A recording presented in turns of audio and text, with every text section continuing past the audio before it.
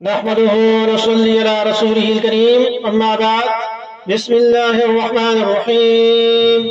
ابو موسیٰ اشعری رضی اللہ عنہ سے روایت ہے کہ رسول اللہ صلی اللہ علیہ وسلم نے فرمایا کہ اللہ تعالیٰ نے آدم علیہ السلام کو ایک مٹھی مٹی سے پیدا کیا جس کو تمام زمین سے لیا تھا، یعنی ہر طرح کی مٹی، سرخ، سیاہ، سفید۔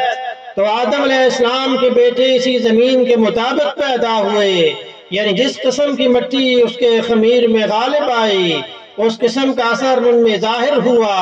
کوئی سرخ رنگ کا، کوئی گورے رنگ کا، کوئی سیاہ، کوئی سانولا، کوئی نرم مزاج کا، کوئی سخت مزاج، کوئی ناپاک مزاج، تو کوئی پاک مزاج کا پیدا ہوا۔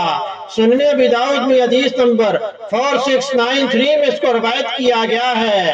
اسی لیے رسول اللہ صلی اللہ علیہ وسلم نے ارشاد فرمایا، اے لوگو سن لو کہ بے شک تمہارا رب ایک ہے، تمہارا باپ ایک۔ آگاہ ہو جاؤ، کسی عربی کو کسی عجمی پر، اور کسی عجمی کو کسی عربی پر، اور کسی سرخ کو کالے پر، کسی کالے کو سرخ پر کوئی فضیلت نہیں ہے سوائے تقویٰ کے، یعنی فضیلت صرف تقویٰ کی بنیاد پر ہے، چاہے سرخ و سفید ہو یا کالا، چاہے عربی ہو یا عجمی۔ اللہ پاک عمل کی توفیق عطا فرمائے۔ وما علینا الا البلاغ المبین۔